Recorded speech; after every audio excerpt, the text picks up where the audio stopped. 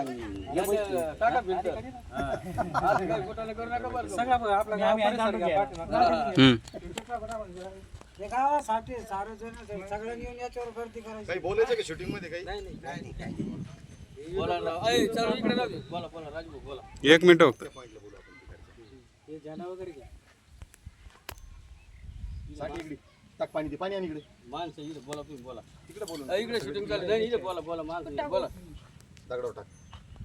राजू बोला. उदबत्त्याने आणले का? आवाज येईन का रे स्पष्ट? हा येईन ना. या जवळ या थोडं. हे आमचे गावकरी शिवाजी भाऊ गायकवाड, हे आपल्या गावाचे भूमिपुत्र आहे, सुपुत्र आहे.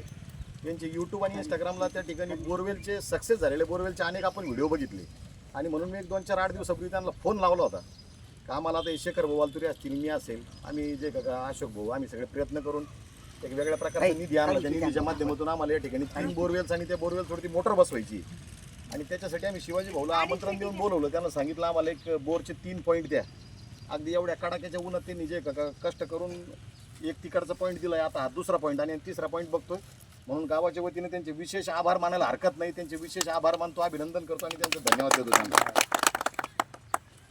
पडा नारळ पडा.